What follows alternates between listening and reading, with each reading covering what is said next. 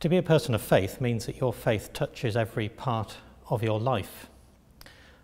By this I mean that my life isn't divided into compartments labelled personal or money or politics as no-go areas for God.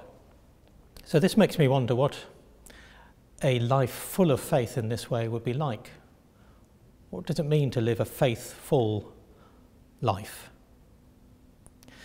One of the inspiring but also rather uncomfortable thoughts in the Bible is that God has a particular care for people on the margins, widows and orphans, people exploited by the rich and powerful, people who are strangers, people without homes, many of the same people who are still on the margins of society today. And Jesus himself was someone, in a way, on the margins. He was certainly a victim of an unjust killing.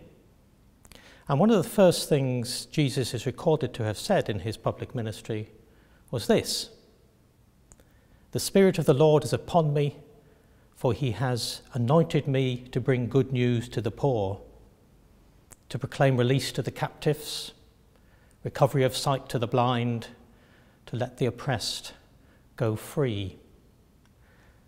And this suggests that a faithful church isn't to be measured by its wealth or the beauty of its buildings or even by the number of people who come on a Sunday, but by whether it is, quite simply, good news to the poor.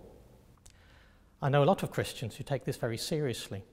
I visit churches where people are doing their bit to work for fair trade or to help to bring about the release of prisoners of conscience or working for justice for asylum seekers. Churches where they not only have food banks and soup kitchens and homeless shelters, important though they are, but where they also challenge the powers that be, challenge the politicians and society at large to explain why we have this scandal of a world where so many people depend on handouts simply to get food on the table. And these individuals and churches do this not because they want to provide patronising charity for the poor, but because they've discovered that through serving others, they find they are walking in step with Jesus.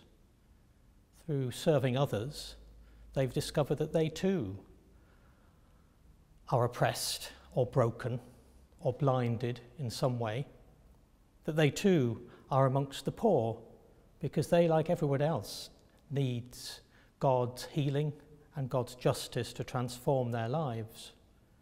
And therefore, they want to do practical things to share this justice with others. Now, I admit that I'm not always terribly good at doing this.